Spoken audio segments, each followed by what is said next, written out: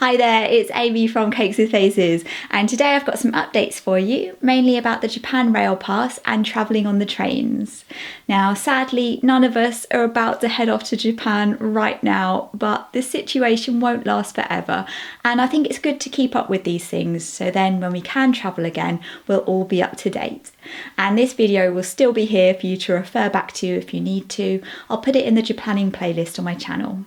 And all this information will also be in my Japan travel guide, which I've been proofreading this week, and I'm just about to send it off to print. I can't believe it's almost done. If you missed out on the Kickstarter, you can pre-order it from my website, cakeswithfaces.co.uk, along with all my other designs.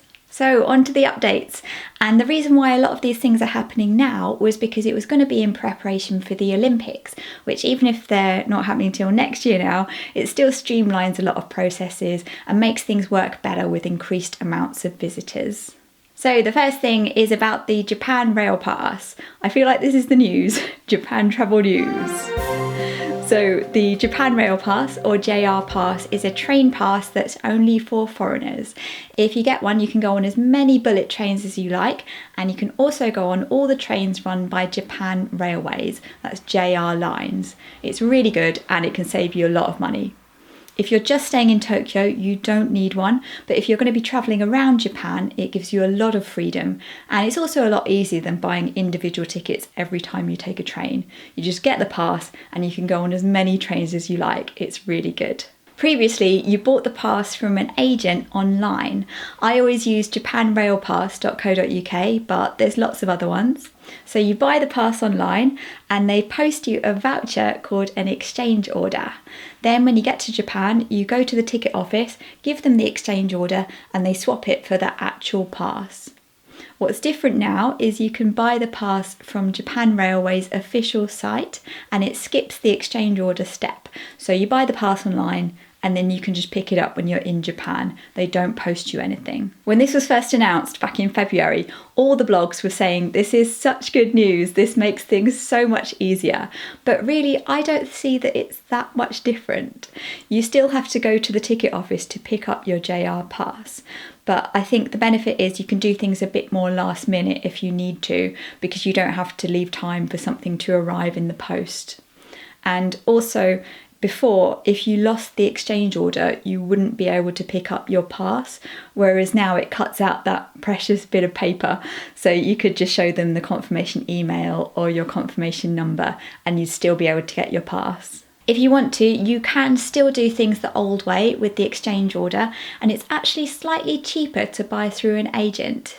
At the moment, a 7-day pass from the official Japan Railways site is 33,610 yen, and if you buy through an agent, it's 29,650 yen. So that's a 3,960 yen difference, which is about £30 or $37. But there is also another benefit to the new system, which brings us on to the second story in Japan travel news, which is about bullet train seat reservations. If you're going on a bullet train or a long distance express train, you can reserve a seat if you want to. You don't have to. Most trains have an unreserved carriage, but if you have a Japan Rail Pass, there's no extra charge to reserve a seat. Before, you had to wait till you were in Japan to reserve a seat. You had to go to the ticket office, queue up, tell them which train you wanted to go on, and they print out a reservation card for you with all the details. Now, if you buy your Japan Rail Pass using the new system directly from Japan Railways, you can reserve your seats online. You can do it up to 30 days before you go and there's no charge, so you can reserve them before you go to Japan. You will still need to pick up your reservation cards from the ticket office or from a ticket machine at a station. The online seat reservations are only available if you buy your Japan Rail Pass directly from Japan Railways. They aren't available if you use the old system and buy through an agent. So I guess that's the reason for the 4,000 yen price difference. You don't have an exchange order and you also can reserve seats online. So whether it's worth it is really up to you. I don't know if it's always necessary to reserve quite that far in advance. Like if you're going on a day trip and you only want to go on a day that's good weather, you might not want to book your seats 30 days in advance. I think it comes down to personal preference really. Some people like to have everything booked and sorted, and other people prefer to be a bit more flexible. I've always found it okay to reserve my seats the day or the night before, but I think it depends on whether you'll be there at a busy time. Like when I went to the Sapporo Snow Festival, 2 million people go to the festival, so I knew it was going to be busy. So I booked my seats as early as I could, and that turned out to be a really good idea because it was very busy on the train. On the other hand, if you're going between Tokyo and Osaka, that is a really busy route, but there's also trains every 10 minutes, so you might just be able to go on the next train. Having said that, the first time I did that route, I just arrived in Japan and I reserved my seats when I got to the station just before taking the train, and it was so busy that we couldn't get seats sitting together. Often it's been fine making seat reservations even when I arrived at the station to take the train, but it doesn't always work out. Like when I was going to Kagoshima, the trains must be a little bit less frequent because the one I wanted was fully booked, so I had to wait an hour to take the next one.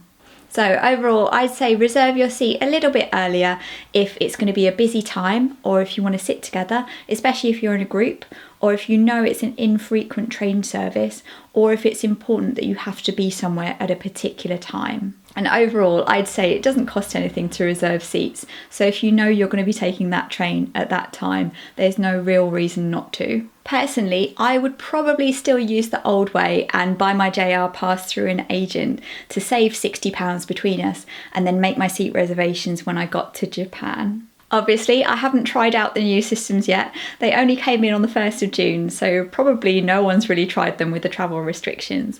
So this is all from the Japan Rail Pass website. It was a bit confusing to find their actual official website. It's japanrailpass.net and japanrailpassreservation.net.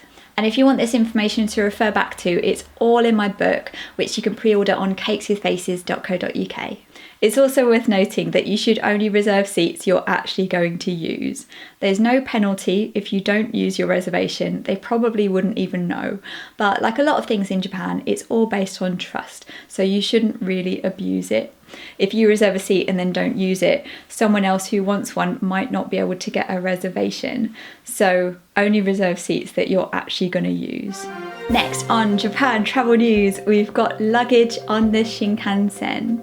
Now the bullet train is really spacious. There's overhead racks for smaller bags, and there's space by your knees for bigger suitcases. I've even fitted a full-size suitcase in front of me, but I think it depends how tall you are.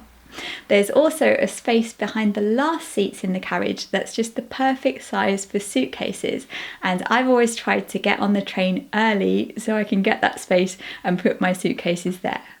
However, now if you want to use that space, you have to reserve the end seats in the carriage. There's no charge, just like any other seat reservations, but if you want to use the space, you've got to get those seats. This is a new update that came in May 2020, and if you have oversized baggage, you have to reserve those seats. Now, oversized baggage is a suitcase where if you add up the length, width and depth, it comes to over 160 centimetres.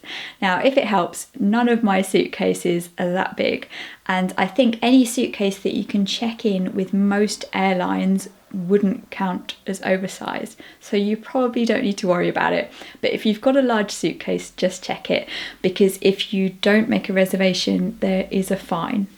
Things like sports equipment, musical instruments and pushchairs don't count as oversized baggage, so you won't get fined for them.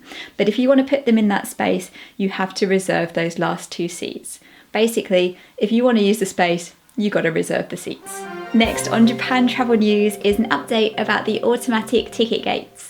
Now previously, if you were travelling with a Japan Rail Pass and you get to the ticket gates, you had to go to the side and show your pass manually to the attendant who's waiting there, and then they let you through. You couldn't go through the automatic ticket gates.